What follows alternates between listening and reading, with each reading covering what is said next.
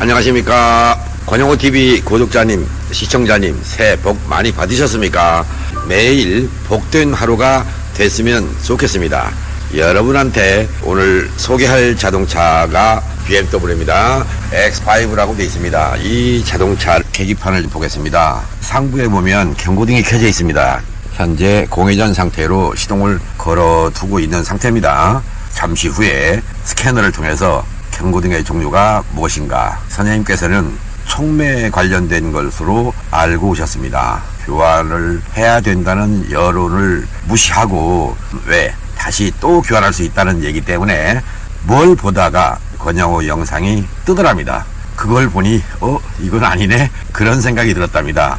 결국 남의 다리 긁을 뻔했다는 생각을 하고 찾아오셨는데 무엇 때문에 그런지 경고등이 켜지게 된 이유 결론은 촉매에 관련된 거니까 아마 P0420 또 P0430 그리고 P2096 또는 2098 이런 경고등이 많이 켜지는 대세 추세를 봤을 때 4가지 종류에서 2가지 부류로 구분할 수 있겠다 그런 생각을 하고요. 여러 가지 센서 데이터들을 보면서 무엇이 원인인가 권영호TV 구독자 애청자님께 소개를 해 드리겠습니다.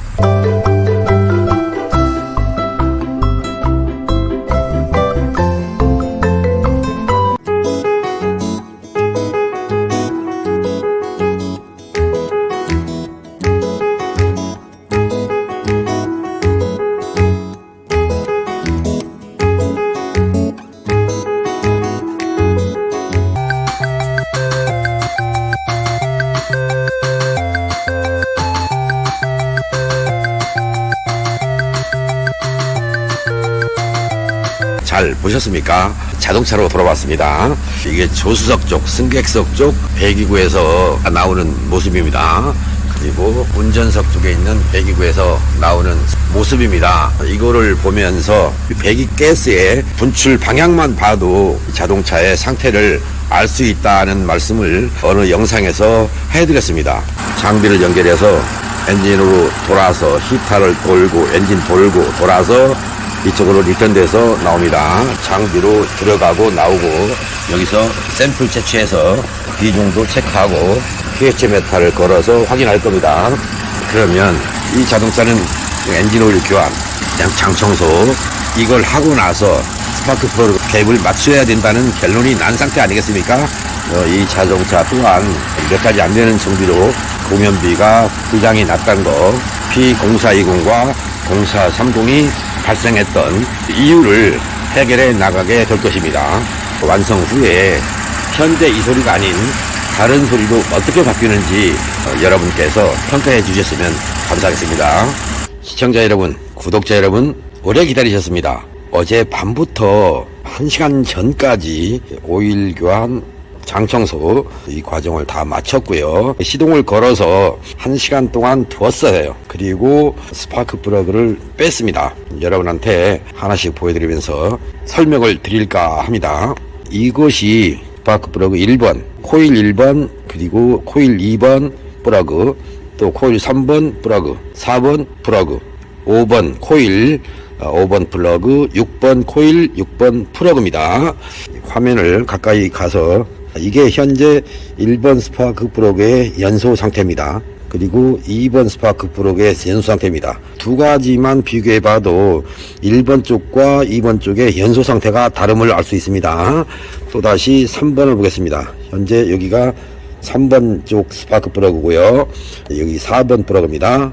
그리고 5번 플러그입니다. 얘는 6번 플러그입니다. 보셨습니까? 색깔이 다 다르죠? 그런데 간극이죠. 이렇게 불꽃 발생하는 곳 그것을 보면 거의 비슷하게 보입니다. 그런데 갭은 맞지 않습니다. 또 여러분한테 드리고자 하는 말씀이 뭐냐면 나사 부분을 보십시오. 다시 보시겠습니다. 어디까지 올라왔는가 카본이 그리고 이쪽 거 또 여기 4번 그리고 5번 6번입니다. 연소실에서 발생하는 이 가스가 스파크 플러그를 타고 올라옵니다. 이런 부분에 오염이 되어 있다는 건 안 됩니다. 스파크 플러그가 체결부가 있고요. 그 안쪽으로 연소실 부분이 나오는 건데, 연소불량이 오면 이 끝부분에서만 연소불량이 오는 겁니다. 나사를 타고 압축가스가 밀려 들어온다, 밖으로 빠져나온다. 다시 한번 이제 보시겠습니다. 중간중간까지 가스가 지금 올라온다는 얘기입니다. 여기도 마찬가지죠. 그리고 여기도 보겠습니다. 5번, 6번 쪽보다 4번 쪽이 좀 약간 덜 올라오는 쪽이고요. 여기가 지금 3번인데 3번 플러그는 상당히 많이 올라옵니다. 여기까지 올라옵니다. 이 압축가스가 올라온다. 무슨 말이냐? 마찬가지겠죠. 1번은 좀 낮죠. 나사 전체의 약 3분의 1 정도까지만 압축가스가 밀려 나왔다. 여기도 3분의 1은 좀 넘은 상태고요. 거의 2분의 1 정도까지 압축가스가 밀려 나왔다. 한마디로 말해서 체결 불량이란 뜻입니다. 스파크 플러그를 조일 때 조임의 강도가 서로 다르다, 그런 뜻입니다. 그래서 체결 불량이 오지 않습니까? 그러면 흡입해서 압축할 때 압축가스, 또 폭발해서 폭발가스가 나사 피치를 타고 올라오면 안 된다는 뜻입니다. 곧 연소실에서의 폭발력이 다르다는 뜻이고요.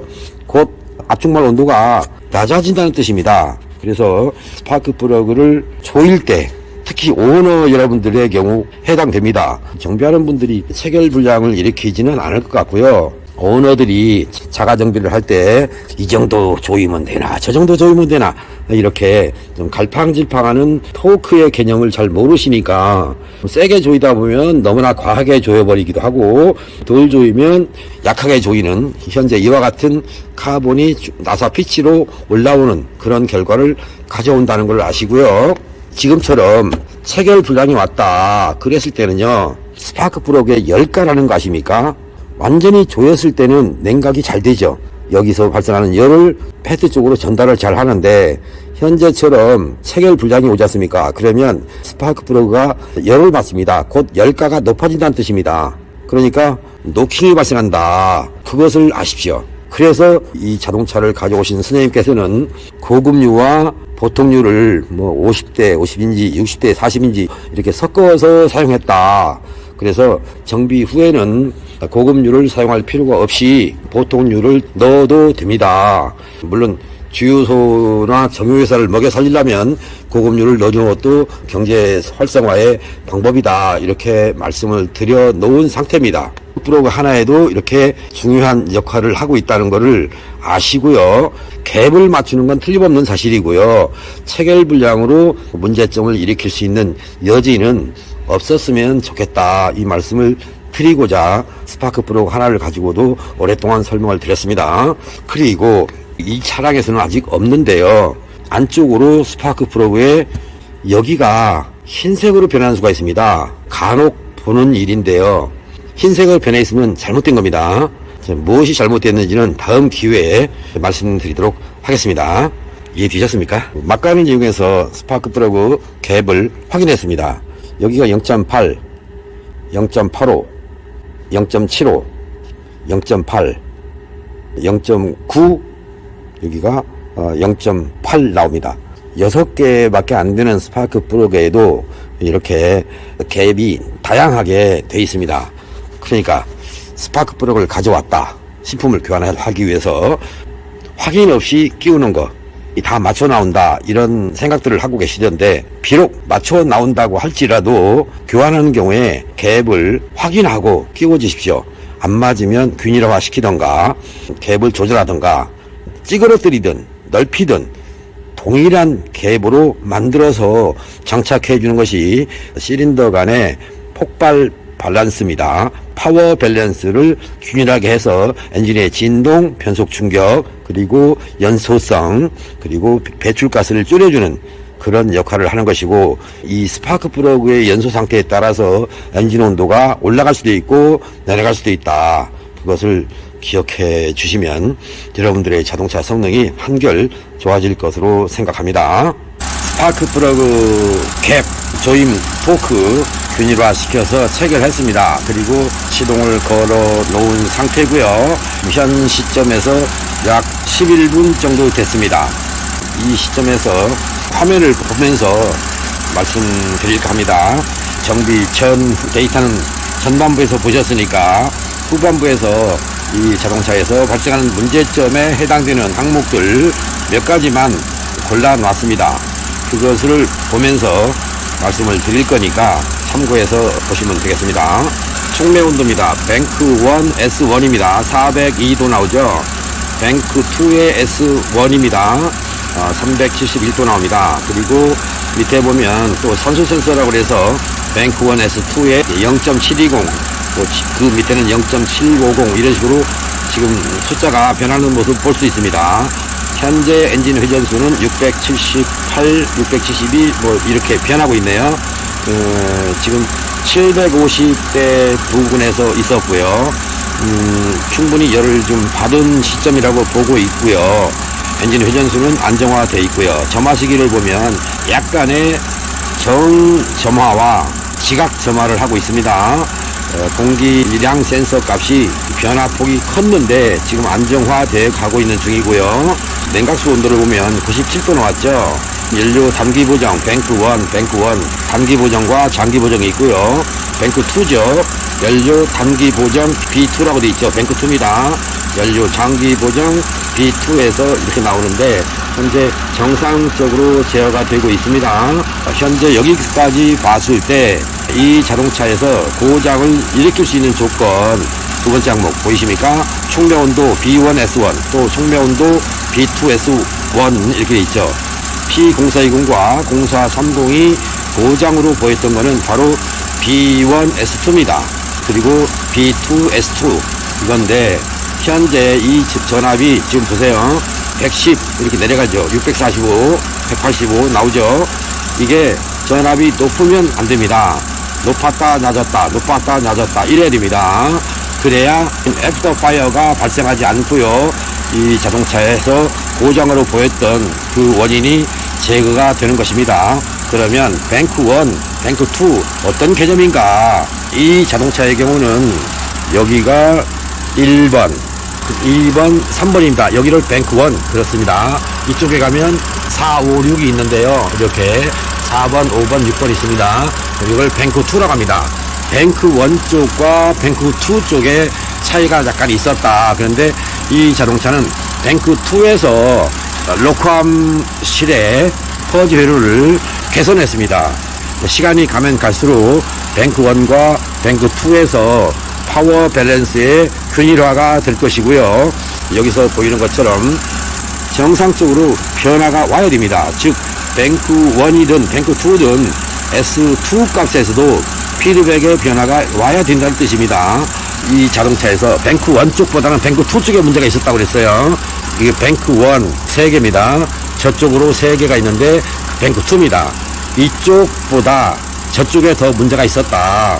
그래서 이쪽은 정상 연소, 저쪽은 비정상, 불완전 연소. 그것이 곧 후연소를 일으켰던 원인으로 작용했던 것입니다. 그 이유는 퍼지 회로와 뱅크 1 쪽과 뱅크 2 쪽의 밸브의 여닫힘이 달랐고 냉각수가 순환되는 과정에서 저쪽의 온도가 높게 이루어지는 겁니다. 그런 것들이 자동차 고장의 원인으로 작용했다. 그것을 스캐너 화면을 통해서 여러분이 보고 계시는 겁니다. 스캐너 보실 때 어떤 건 온도로 어떤 건 전압으로 나오는데 환선에서 보시면 여러분 모두가 다 분석해서 정비할 수 있다 이 말씀을 드리고요. 지나간 일입니다만 며칠 전입니다. 3일 전에 입고되었던 자동차의 경우는 정비를 하고 나중에 이제 실용적으로 확인하는 과정에서 엔진 오일 압력이 약하다는 것을 알 수 있었고요. 밸브의 열림이 작다. 그래서 밸브 개폐식이 선두에서 밸브 오버랩이라는 각도가 있습니다. 오버랩 각도가 좁아진 그런 상태여서 배기량에 비해서 정상적인 출력을 낼 수 없는 그런 자동차였다. 그런 경우도 이렇게 스캐너를 데이터를 통해서 분석해서 엔진 오일 압력까지도 또는 밸브가 잘 열리는지 덜 열리는지 밸브 개폐식에 영향은 주고 있는지 안 주는지 이런 것까지도 찾아낼 수 있다. 이게 스캐너 데이터 분석의 매력입니다. 고장 코드를 보기 위한 스캐너도 되겠지만 여러 가지 나오는 데이터들을 보고 분석해서 차량의 상태를 진단할 수 있다는 것을 매력으로 삼고 스캐너 보실 때 센서 데이터들 또는 액추에이터 데이터들 여기 이런 것들을 좀 참고해서 정밀하게 분석해 가는, 그렇게 되면 추측 정비에서 벗어날 수 있다, 해방될 수 있다, 곧 효과적인 정비를 할 수 있다. 여러분이 기억해 주시면 자동차 관리하는데 또 자동차 타는데 상당히 매력적이지 않을까, 자, 그런 생각을 해봅니다. 자, 권영호TV 구독자님, 시청자님, 하나라도 제대로 보시고 뭐가 궁금하다 그러면 영상 끝난 다음에 연결되는 영상이 또 있습니다. 그런 영상을 몇 개만 눌러서 보시면 정비 또는 뭐 관리, 정비비 이런 것들이 큰 부담이 없을 것입니다. 권영호TV 구독자님, 시청자님, 오랫동안 기다리셨습니다. 끝까지 잘 봐주신 거 고맙습니다. 정비가 다 됐습니다. 현재 공회전 상태로 있고요. 직전에 보여드렸던 스캔 데이터가 자꾸 변하고 있습니다. 배기가스의 온도, 촉매 쪽의 온도, 그리고 센서 2의 전압값 변화가 잘 일어나고 있습니다. 이 자동차는 이제 엑셀 반응부터 달라질 것입니다. 물론 제가 지금 판단했을 때 얘기입니다. 자동차 소유자님께서 오셔서 운전을 해 보시면 드디어 진가를 발휘할 것으로 판단합니다.